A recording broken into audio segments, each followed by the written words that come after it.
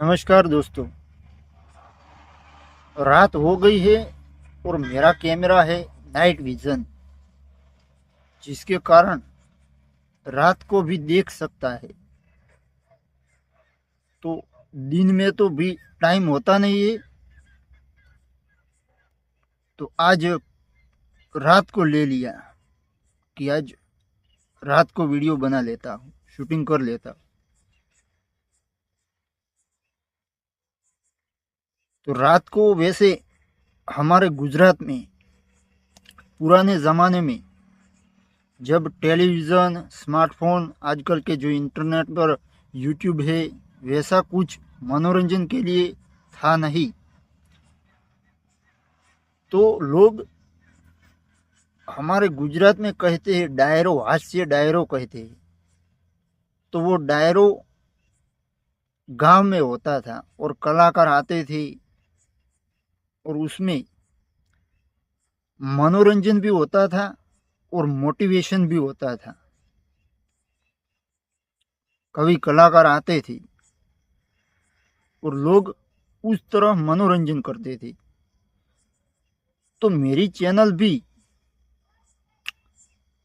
एक इसी प्रकार की एजुकेशन पर निर्भर करती है चैनल। तो मैं वैसे मुझे कुछ पढ़ने का यानी किताबें पढ़ने का, किताबें तो नहीं पढ़ता हूँ, लेकिन जो ऑनलाइन मोबाइल में आर्टिकल्स आते हैं न्यूज़ में, वो पढ़ने का शौक़ है। तो मेरी पढ़ाई भी हो जाती है और साथ साथ वीडियो भी बन जाता है, और जो कुछ मैं समझता हूँ वो वीडियो में मैं आपको भी समझाता हूँ। तो आज का टॉपिक है, जो ऑनलाइन तस्वीरें हमें दिखती है वो हमारे सोचने के तरीके को कैसे बदलती है। ये एक प्रश्न है कि जो हम ऑनलाइन तस्वीरें देखते हैं वो हमारी सोच को कैसे बदलती है। तो सोशल मीडिया और इंटरनेट पर जो तस्वीरें हम देखते हैं उसका हमारी दुनिया को देखने के नज़रिए पर एक व्यापक असर पड़ता है। जो हम सोशल मीडिया, फेसबुक, इंटरनेट, कई बार गूगल पर जो हम तस्वीरें देखते हैं उसका हमारे हमारे जो हम देखते हैं, तो दुनिया को देखने का नज़रिया, हमारा जो नज़रिया होता है दुनिया को देखने का, उसमें बदलाव आता है। सोशल मीडिया पर जो तस्वीरें देखते हैं उसके कारण। तो हर दिन हम डिजिटल तस्वीरों से घिरे रहते हैं। जैसे ही हमने स्मार्टफोन ऑन किया और फेसबुक, इंस्टाग्राम शुरू किया तो हम कुछ न कुछ सर्फिंग करते रहते हैं। तो हम कई लोग तो पूरा दिन मोबाइल में बिताते हैं और कई लोग रात को देखते हैं, तो कई लोग दोपहर को देखते हैं। तो इस तरह हम मोबाइल में जो आभासी तस्वीरें होती है, जैसे मेरी ये तस्वीर है वो एक आभासी है, लेकिन आप अगर साक्षात मुझे देखें तो उन दोनों परिस्थितियों में हमारे देखने का नज़रिया अलग अलग होता है, साक्षात और आभासी दोनों परिस्थिति में। तो हम तस्वीरों से घिरे रहते हैं और ये तस्वीरें हमारे सोशल मीडिया फीड, हमारे सर्च रिजल्ट और हमारे द्वारा ब्राउज की जाने वाली वेबसाइट पर देखने को मिलती है। हम जब स्मार्टफोन खोलते हैं तो सोशल मीडिया की जो फीड होती है उस पर हम जो सर्च करते हैं उसके रिजल्ट में आती है तस्वीरें जो आभासी होती है। हमारे द्वारा ब्राउज की जाने वाली वेबसाइट कर कई बार हम कुछ माहिती ढूंढने के लिए वेबसाइट को ब्राउज करते हैं तो उसमें भी आर्टिकल के अंदर जो एड्स आती है वो भी तस्वीरें ही समझ लो। तो वो हम आभासी दुनिया में जो तस्वीरें देखते हैं वो इस तरह देखते हैं। तो इसके अलावा लोग हमें मैसेजिंग एप्स और ईमेल्स के जरिए भी तस्वीरें भेजते हैं। जैसे कि व्हाट्सएप में हम तस्वीरें हम देखते हैं, और कई बार ईमेल में भी तस्वीरें आती हैं। जब तक आज का दिन खत्म होगा अरबों तस्वीरें इंटरनेट पर अपलोड और शेयर की जा चुकी होगी। आज का ये वीडियो खत्म होते तक खरबों तस्वीरें और वीडियोस इंटरनेट पर अपलोड होते रहेंगे और ये सिलसिला जारी रहता है। अब आजकल पूरी दुनिया इंटरनेट का ज़माना है, तो पूरी दुनिया इंटरनेट पर बैठी है और कुछ न कुछ क्रिएटिविटी जो अंदर होती है वो इंटरनेट पर अपलोड की जाती है, जिसमें ज़्यादातर कचरा होता है और कुछ ऐसी बातें होती है जो हमें एडॉप्ट करनी चाहिए। ओके, एक रिपोर्ट के मुताबिक इंटरनेट पर एक औसत यूज़र, इंटरनेट का स्मार्टफोन का एक यूज़र रोज़ाना 6 घंटे और 40 मिनट तक मोबाइल में एवरेज समय गुजारता है। क्या इंटरनेट पर स्मार्टफोन में एवरेज बात है? कई लोग तो 12-12, 13-13 घंटे मोबाइल पर काम करते हैं, लेकिन कुछ जॉब्स यानी नौकरियां ऐसी होती है जिसमें कंप्यूटर पर ऑनलाइन काम करना होता है। जैसे कि सेल्समैन की जॉब होती है, तो उसे भी सोशल नेटवर्किंग के लिए काम करना होता है। तो उनके लिए तो वो तो एक पेशा है, धंधा है। लेकिन कुछ ऐसे लोग जिनको कुछ मतलब नहीं है उन बातों से, कचरों से, वो भी एवरेज एक इंसान इस धरती पर इंटरनेट पर रोजाना 6 घंटे और 40 मिनट तो गुजारता ही है। ये एक रिपोर्ट आई थी, उसका कहना है। हालांकि हालिया रिसर्च से पता चलता है कि तस्वीरें हमारी धारणाओं पर भी असर डालती है। आप अगर साइकोलॉजी के जानकार है, जो भूत प्रेत आत्माएं जो इसकी बातें होती है ना, उसके अगर जानकार है, तो एक होता है धारणा रोग, जिसमें इंसान एक अपनी धारणा बनाता है जो वास्तव में होता नहीं है, फिर भी वो ऐसा मान लेता है कि ऐसा हुआ था, और उसके बाद क्या होता है पता है? ये खिसक जाता है। तो मोबाइल से यानी कचरों से, जैसे कि फेसबुक, इंस्टाग्राम से दूर रहो, ये मेरा सुझाव है। तो उस कचरे में पड़ने की कोई ज़रूरत नहीं है। और हमारे जो रिसर्च से पता चला कि तस्वीरें हमारी धारणाओं पर भी असर डालती है। जो एक आभासी दुनिया है। अब आगे देखते हैं। इस साल की शुरुआत में छपी एक स्टडी ने इस साल की शुरुआत में एक अभ्यास किया गया था, जिसने गूगल, विकिपीडिया और इंटरनेट मूवी डेटाबेस यानी IMBT उस पर मौजूद तस्वीरों का विश्लेषण किया। एक अध्ययन किया गया, तो उसमें गूगल, विकिपीडिया और इंटरनेट मूवी उसके डेटाबेस पर उपलब्ध तस्वीरों का विश्लेषण किया गया। तो इस स्टडी में इस बात पर खास ध्यान दिया गया कि जब लोग किसान, CEO यानी कंपनी का CEO यानी चीफ एग्जीक्यूटिव ऑफिसर कंपनी का जो होता है वो, और टीवी रिपोर्टर जैसे पेशों के बारे में सर्च करते हैं। तो इस अध्ययन में इस बात पर खास ध्यान दिया गया कि जब लोग किसान, सीईओ और टीवी रिपोर्टर जैसे धंधों के बारे में सर्च करते हैं तो उन्हें किस जेंडर की तस्वीर ज़्यादा देखने को मिलती है। नतीजे बहुत चौंकाने वाले थे। क्या लोग किसान, सीईओ और पत्रकार जैसे धंधों के बारे में सर्च करते हैं तो उन्हें जेंडर की तस्वीर ज़्यादा देखने को मिलती है। जेंडर यानी जाति, स्त्री पुरुष।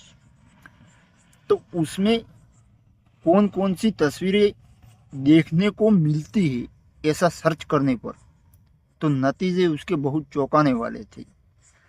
तस्वीरों में महिलाओं का प्रतिनिधित्व बहुत कम था। देखो, लेकिन जेंडर के प्रति रूढ़िवादी सोच मजबूती से दिख रही थी। अब मैंने आगे जेंडर का मतलब स्त्री पुरुष और एक नपुंसकलिंग, ये 3 जेंडर होती है। तो उसमें रूढ़िवादी सोच मजबूती से दिख रही थी। प्लम्बर, डेवलपर, इन्वेस्टमेंट बैंकर और हार्ट सर्जन जैसे धंधों में पुरुषों की तस्वीरें ज़्यादा दिख रही थी। अब ये स्टडी में पाया गया कि जब लोग धंधों के बारे में सर्च करते हैं, युवा ज़्यादातर, तो उसमें प्लम्बर, डेवलपर, इन्वेस्टमेंट बैंकर और हार्ट सर्जन यानी डॉक्टर जैसे धंधों में पुरुषों की तस्वीरें ज़्यादा थी। वही हाउसकीपर, नर्स, चीयर लीडर, बेले डांसर जैसे पेशों में, बेले डांसर जैसे धंधों में महिलाओं की तस्वीरें ज़्यादा दिखती थी। इस अध्ययन में पता चला। अब तक ये नतीजे बेहद स्वाभाविक थे, अब तक कि हो सकता है। इनमें हैरान करने वाली कोई बात नहीं थी। संयोग से एक बार मुझे भी इसी तरह की घटना का सामना 2019 में करना पड़ा था। लेखक कहता है, जो मैं इस आर्टिकल का रिव्यू करता हूँ उसका लेखक खुद कहता है कि मुझे भी 2019 में एक बार ऐसी घटना का, ऐसी मोमेंट का सामना करना पड़ा था। तो उसने आगे बताया है कि हुआ ये था कि मैं अपनी वेबसाइट के लिए तस्वीरों के मुख्य स्रोत गेट्टी के क्रिएटिव से लैंगिक समानता वाली तस्वीरें खोज रही थी। क्या हुआ?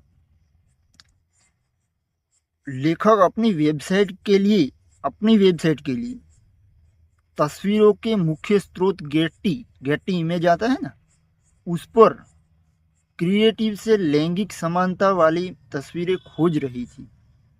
मैंने पाया कि गेट्टी क्रिएटिव पर पुरुष डॉक्टरों की तस्वीरें महिला डॉक्टरों की तुलना में 3 गुना ज़्यादा थी, जबकि अमेरिका में उस दौरान के आंकड़ों में पुरुष डॉक्टरों की तुलना में महिला डॉक्टर के होने की संभावना भी ज़्यादा थी। अब जो लेखक है उसने पाया कि गेट्टी क्रिएटिविटी पर पुरुष डॉक्टरों की तस्वीरें महिलाओं के मुकाबले ज़्यादा थी, 3 गुना ज़्यादा थी, जबकि अमेरिका में उस दौरान 2019 में आंकड़ों के अनुसार पुरुष डॉक्टर की तुलना में महिला डॉक्टर के होने की संभावना ज़्यादा थी।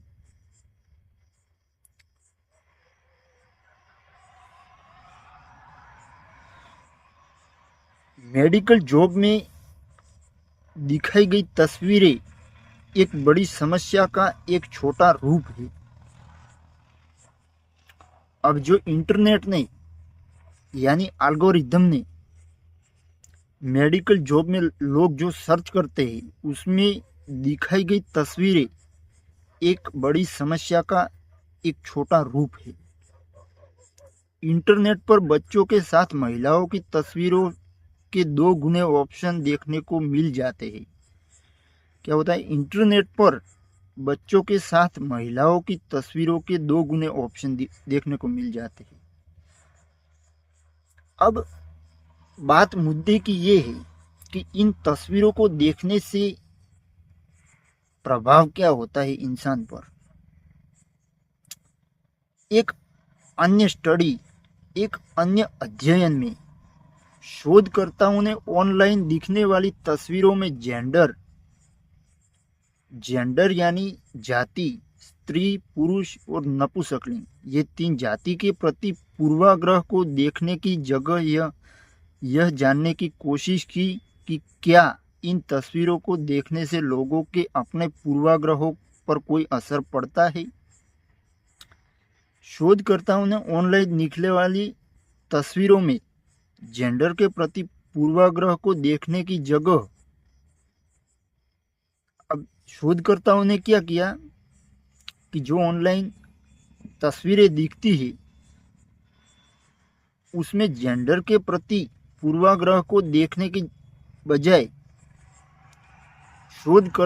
शोधकर्ताओं ने कोशिश की कि क्या इन तस्वीरों को देखने से लोगों के अपने पूर्वाग्रहों पर कोई असर पड़ता है। तो इस प्रयोग में 423 अमेरिकी लोगों को 2 समूहों में बांट दिया गया। तो इन्होंने अलग अलग जॉब की खोज करने के लिए गूगल का इस्तेमाल किया। एक ग्रुप ने गूगल या गूगल न्यूज़ का इस्तेमाल किया, तो दूसरे ने गूगल इमेज का इस्तेमाल किया। इसके बाद सभी लोगों को उनके पूर्वाग्रहों का आकलन करने के लिए एक टेस्ट देने को कहा गया। जिन लोगों ने गूगल इमेज का इस्तेमाल करके तस्वीरों को खोजा उनमें गूगल या गूगल समाचार का इस्तेमाल करने वालों की तुलना में बहुत ज़्यादा पूर्वाग्रह देखा गया। तस्वीरों के प्रति ज़्यादा पूर्वाग्रह देखा गया जिन लोगों ने गूगल इमेज का इस्तेमाल करके तस्वीरों को खोजा था। तो रिसर्चर्स ने लिखा कि इंटरनेट पर तस्वीरों की लोकप्रियता बढ़ने से समाज को नुकसान पहुंच सकता है।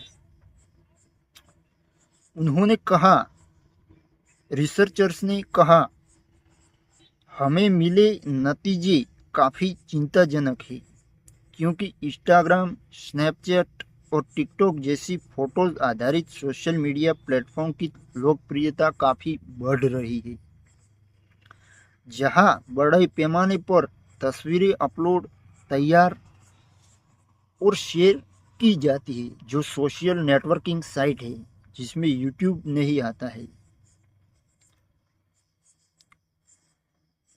यूट्यूब में आप जिसे आप रियल में देखा नहीं उसको डायरेक्ट बात नहीं कर सकते, इसलिए यूट्यूब एक सोशल नेटवर्किंग साइट नहीं है। इसी तरह से गूगल जैसे लोकप्रिय सर्च इंजन भी तस्वीरों का इस्तेमाल ज़्यादा से ज़्यादा करने लगे हैं। अब गूगल भी लोकप्रिय सर्च इंजन है तो वो भी ज़्यादा से ज़्यादा तस्वीरों का उपयोग करने लगे हैं गूगल कंपनी। उदाहरण के तौर पर जब आप कुछ खोजते हैं तो आपको अक्सर टेक्स्ट के साथ तस्वीर भी दिखने को मिलती है। जब आप गूगल पर कुछ सर्च करेंगे तो टेक्स्ट यानी अक्षरों के साथ कुछ तस्वीरें भी रेकमेंड करेगा। अब देखो, ये चौंकाने वाली बात है कि एआई यानी आर्टिफिशियल इंटेलिजेंस वो भी पूर्वाग्रहों का शिकार हो गया है। तो आगे उसमें देखते हैं कि उस मामले पर क्या लिखा है। दूसरा बड़ी समस्या ये है कि ऑनलाइन पर पहले से ही शेयर हो रही तस्वीरें किस तरह से एआई मॉडल में इस्तेमाल हो रही है।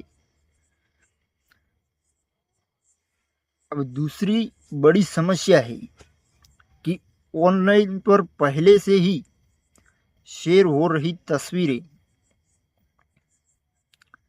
किस तरह से आर्टिफिशियल इंटेलिजेंस यानी एआई मॉडल जो है उसमें इस्तेमाल किस तरह से हो रही है। इस साल की शुरुआत में मैंने खुद इस पर प्रयोग किया। मैंने चैट जीपीटी, जो आजकल सुर्खियों में है, गूगल की तुलना में अच्छा है, तो उन लेखक ने चैट जीपीटी से दर्जनों अलग अलग जॉब की तस्वीरें बनाने को कहा। इनमें डॉक्टर, वकील, वैज्ञानिक, कॉमेडियन, कवि, शिक्षक, न्यूट्रिशनिस्ट, थॉट लीडर यानी जो मोटिवेशनल स्पीकर होते हैं वो, सीईओ और विशेषज्ञों जैसे धंधे शामिल थे। डेंटल, हाइजीनिस्ट, नर्स और हाउसकीपर जैसे 2 या 3 नतीजों को छोड़कर मुझे हर जगह पुरुष की तस्वीर देखने को मिली। उसमें भी 30 के आसपास की उम्र वाले एक पतले गोरे आदमी की तस्वीर दिखाई देती थी।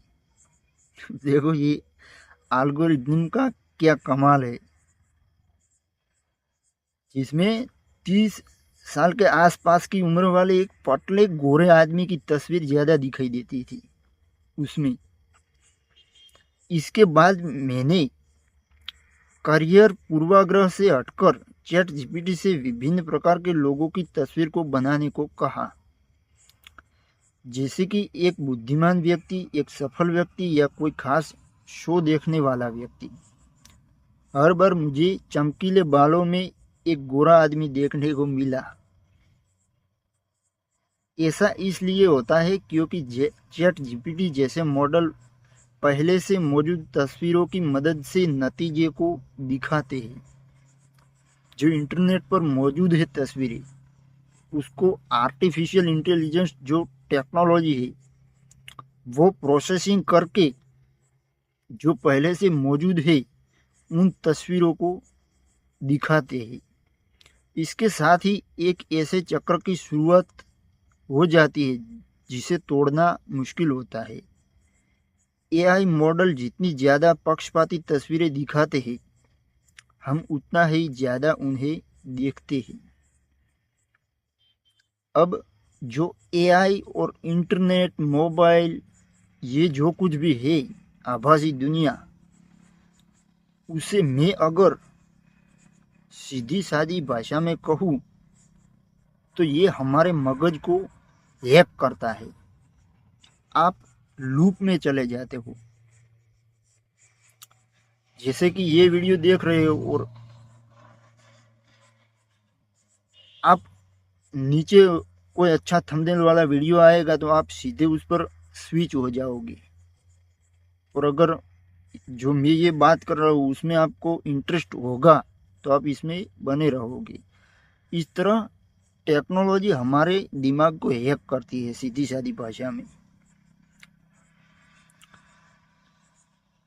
तो जितना ज़्यादा हम उन्हें देखते हैं, हम खुद उतने ही ज़्यादा पक्षपाती बन जाते हैं। देखो, हमारे नेचर पर प्रभाव डालता है। हम जितने अधिक पक्षपाती बनते जाते हैं, हम उतनी ही ज़्यादा पक्षपाती तस्वीरों को बनाते हैं और उन्हें अपलोड करते हैं इंटरनेट पर, फेसबुक हो, इंस्टाग्राम हो। अब इस समस्या का हल क्या है? तो इस समस्या के समाधान के लिए क्या किया जा सकता है? इसमें सबसे ज़्यादा जिम्मेवारी तकनीक और एआई कंपनियों की है। जो ये स्मार्टफोन की दुनिया की राजा है, गूगल, एप्पल, माइक्रोसॉफ्ट जैसी कंपनियों की जिम्मेवारी है कि टेक्नोलॉजी को इंसान के भले के लिए इस्तेमाल किया जाए, पैसों के लिए नहीं। लेकिन जब इन कंपनियों के इरादे अच्छे भी होते हैं तब भी इस समस्या का समाधान होते हुए नहीं दिखता।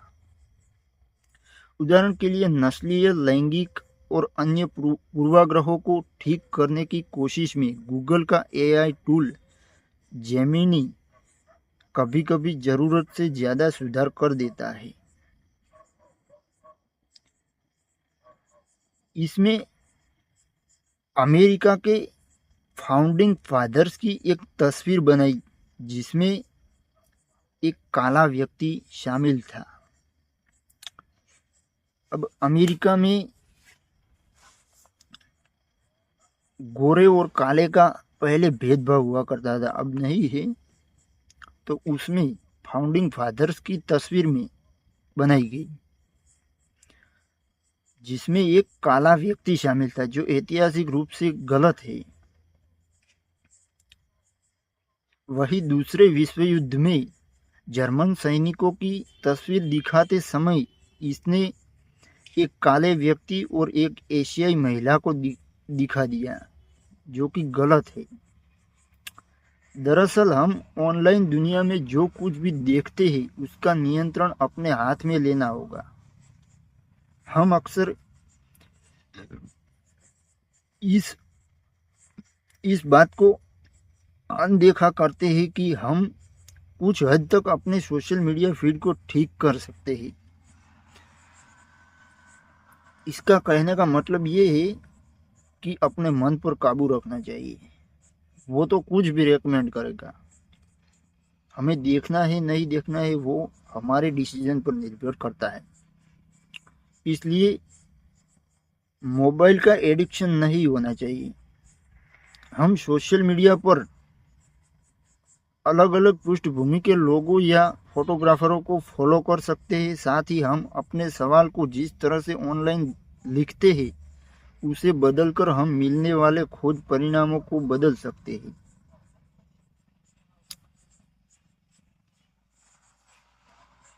हम अपने सवाल को जिस तरह से ऑनलाइन लिखते हैं, जैसे कि गूगल पर आपने कुछ लिखा, तो उसे बदलकर हम मिलने वाले खोज परिणामों को बदल सकते हैं। हमने जो सवाल सर्च किया गूगल पर,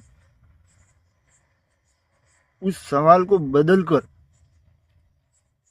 जो हमें रिजल्ट दिखाता है गूगल, उस सवाल के पैटर्न को बदलना होगा। जैसे कि हम सर्च करते हैं कि नरेंद्र मोदी बायोग्राफी इन हिंदी, तो उस टैग पर जो तस्वीरें दिखाई जाएंगी वो भी अलग होंगी, और नरेंद्र मोदी इन हिंदी इतना लिखेंगे तब भी आपको खोज परिणाम अलग अलग मिलेंगे। जो रिजल्ट गूगल में पेश किए जाते हैं वो। अब स्क्रीन टाइम यानी मोबाइल के सामने देखने का टाइम अपना नियंत्रित करना पड़ेगा। वैसे मैं पूरा दिन मोबाइल नहीं देखता हूँ, शायद दोपहर को 5 मिनट के लिए देखता हूँ, और पूरा दिन में किसान हूँ तो काम करता हूँ, मोबाइल को देखता नहीं हूँ। क्योंकि मुझे पता है कि ये एक प्रकार का शराब जितना एडिक्शन है, व्यसन है। इसलिए तो आज रात को वीडियो बनाने को बैठा हूँ मैं। तो मेरा एक आपसे सुझाव है कि आप पूरा दिन काम करें और रात को ज़्यादा से ज़्यादा अगर ज़रूरत पड़े तो 1 घंटे ही मोबाइल का यूज़ करें, और वो भी अपने काम का देखना है। वो जो फेसबुक, व्हाट्सएप, इंस्टाग्राम में जो कचरा आता है उस पर हम लाइक शेयर करते हैं, वो सर्फिंग करते हैं, वो नहीं करना है। दिन में सोच लेना है कि मुझे आज ये देखना है और शाम को देखना, बाकी कचरे में नहीं पड़ना। तो अब स्क्रीन टाइम को नियंत्रित करना पड़ेगा। सबसे शानदार तरीका अपने समय को नियंत्रित करना है।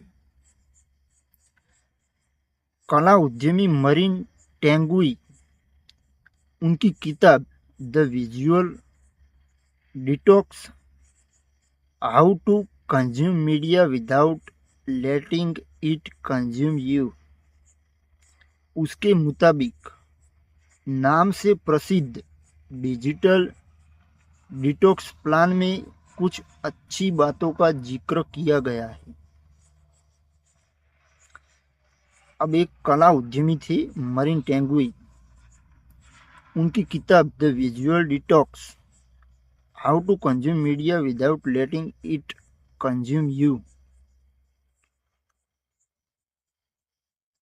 और ये किताब डिजिटल डिटॉक्स प्लान के नाम से मशहूर है। तो उसमें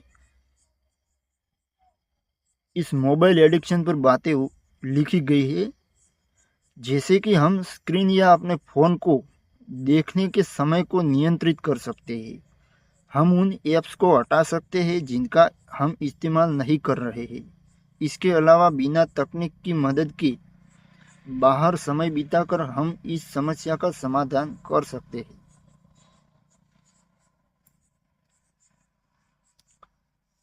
आजकल अनपढ़ हो या पढ़ा लिखा हो, स्टूडेंट हो या कोई भी हो, सब लोग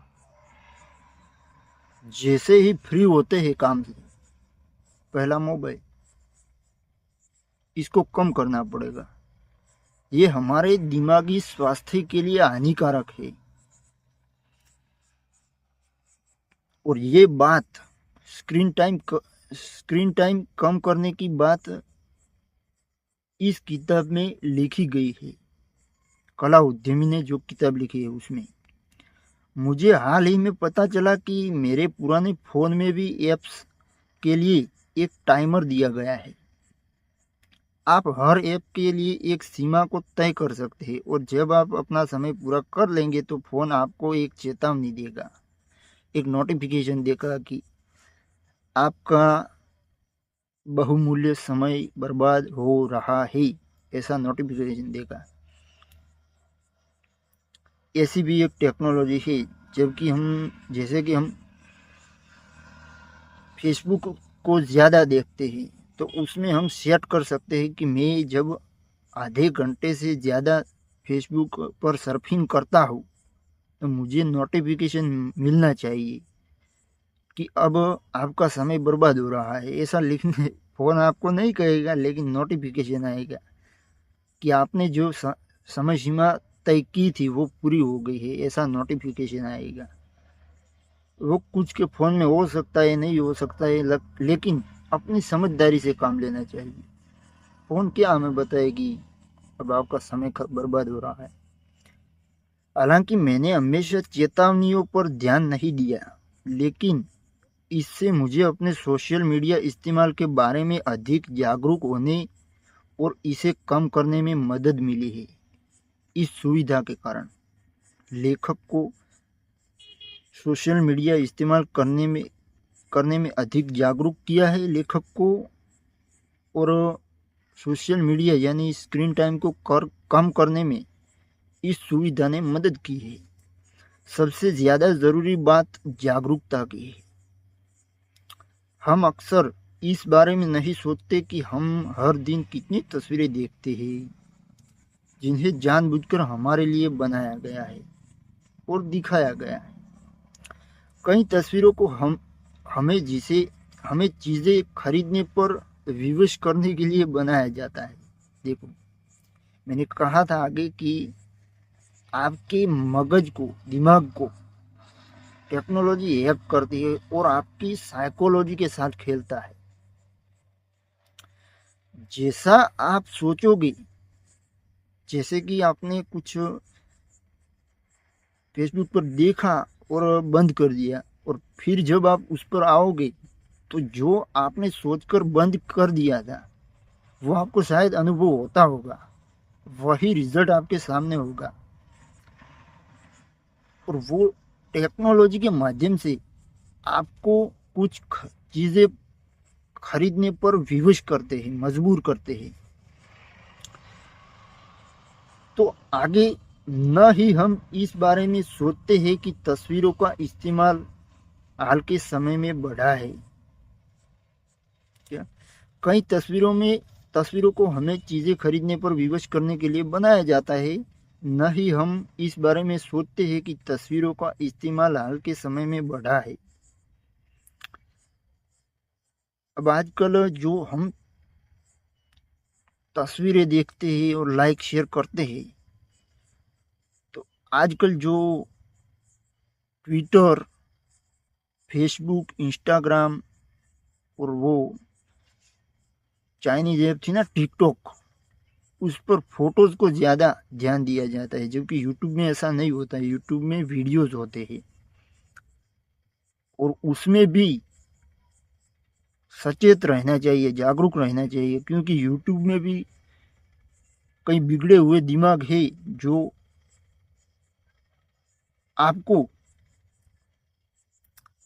खींचकर अपने वीडियो के अंदर बनाए रखते हैं, वो भी अपनी साइकोलॉजी का इस्तेमाल करके, कि मैं पहला वाक्य क्या बोलूँगा ताकि देखने वाला मेरे साथ जुड़ा रहे और आपको इंटरनेट पर इंटरेस्टेड यानी रसप्रद बातें देखने को मिलेगी। इसके कारण आप लूप में चले जाते हो और आप मोबाइल से पीछा छुड़वा नहीं सकते हो।